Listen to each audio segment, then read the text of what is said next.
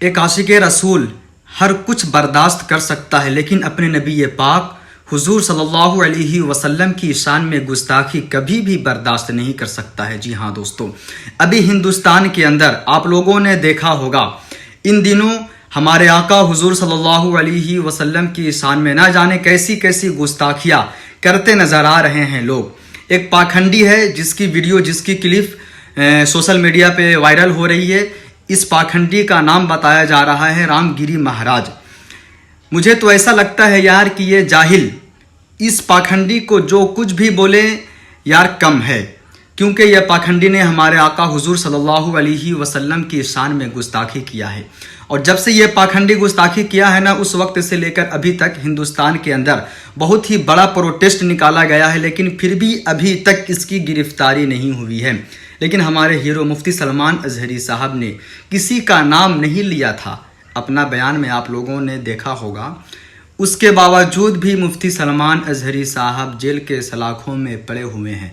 ना जाने कैसा कैसा उनके ऊपर केस लगा हुआ है, पासा एक्ट लगा दिया गया है, और अभी तक मुफ्ती सलमान अजहरी साहब जेल के सलाखों में पड़े हुए हैं। लेकिन इस जैसे पाखंडी ना जाने हमारे इस हिंदुस्तान में कितने फिर रहे हैं, सीना तान के घूम रहा है, लेकिन अभी तक इन लोगों की कोई गिरफ्तारी नहीं है।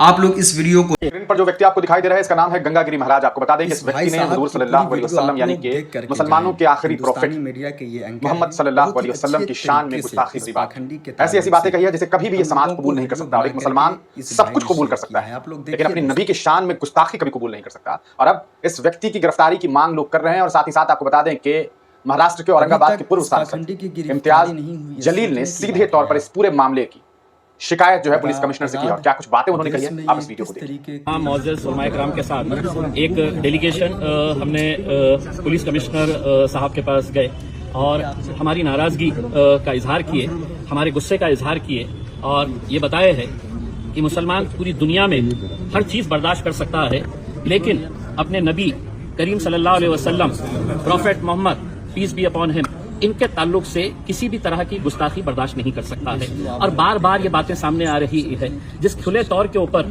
ये जो अपने आप को महान महात्मा और गुरु कह रहे हैं, उन्होंने अपने प्रवचन के दौरान ये नहीं कहा कि उनके धर्म के अंदर क्या अच्छा है, बल्कि मुसलमानों का इस्लाम किस तरीके से खराब है करके ये प्रवचन वो दे रहे थे, जो उनका काम नहीं है। आप अपनी अच्छाइयां बताइएगा। इस मुल्क की खूबसूरती यही है कि इतने सारे जाति धर्म और मजहब के लोग रहते हैं। हमने कभी आपके धर्म के बारे में बोला नहीं है। मौलाना साहब ने कहा कि कोई एक ऐसा वाकया बता दे कि जहां पर हमारे किसी मौलाना ने, कभी हमारे उलमाए दीन ने किसी दूसरे मजहब के बारे में इस तरह की घटिया और घिनौनी बात कही है।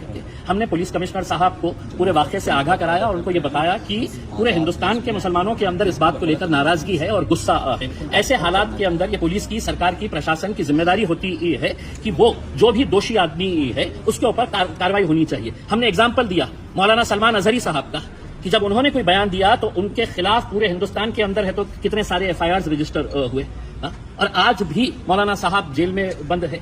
तो इन्हें क्यों छूट दी जा रही है?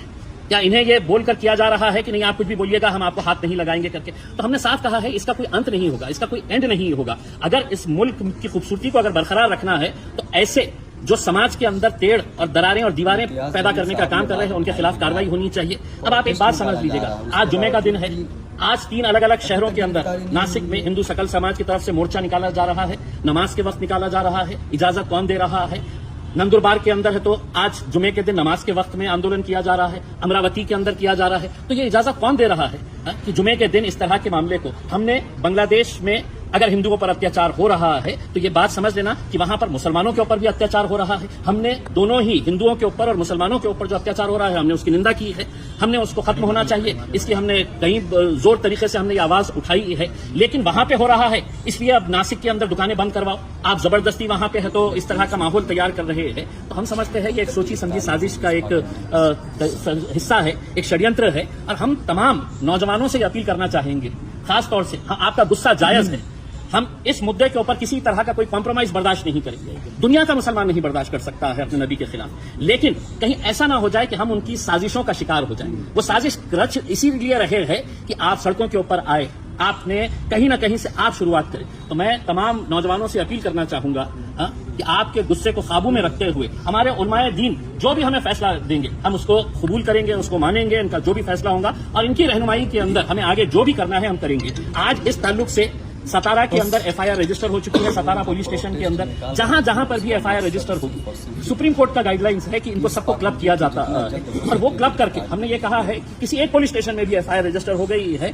इनको क्लब करके आप उसके ऊपर कार्रवाई करनी चाहिए। दूसरा हमने एक मेमोरेंडम ये दिए है कि कई महीनों से ऐसे वेबसाइट चलाए जा रहे हैं जो इस्लाम के बिल्कुल खिलाफ है। इतनी घटिया और घिनौनी बातें तस्वीरों के साथ वहां पर हमने वो पूरे वेबसाइट की डिटेल्स दिए हैं। 2 महीना पहले ये वेबसाइट की डिटेल्स एक मेमोरेंडम के तौर के ऊपर यहां पर पुलिस स्टेशन के अंदर जमा की जा चुकी है, उसका इनवर्ड है। हमने वो कॉपी किया और उनको ये कहा कि एक वेबसाइट के ऊपर है तो आप एक्शन लीजिए। आप लोगों से गुजारिश कर रहा हूं दोस्तों कि इस पाखंडी के खिलाफ जितना ज्यादा हो सके प्रोटेस्ट निकाले और जल्द से जल्द इस पाखंडी की गिरफ्तारी होनी चाहिए। जी हाँ दोस्तों, क्योंकि ये किसी ऐसे वैसे इंसान के खिलाफ जो है ना नहीं बोला है, बल्कि पूरी कायनात के मालिक हम सब के आका हुजूर सल्लल्लाहु अलैहि वसल्लम की शान में गुस्ताखी किया है। इसको जीने का कोई हक नहीं है, इस पे कार्रवाई होनी चाहिए। आप लोग इस वीडियो को ज़्यादा से ज़्यादा शेयर कीजिए, इस पाखंडी के खिलाफ ज़्यादा से ज़्यादा आवाज़ उठाइए ताकि जितना जल्द हो सके इस पाखंडी की गिरफ्तारी हो जाए। दोस्तों फिर मैं आप लोगों से मुलाकात करूंगा एक नेक्स्ट वीडियो में, तब तक के अस्सलामु अलैकुम, अल्लाह हाफिज़।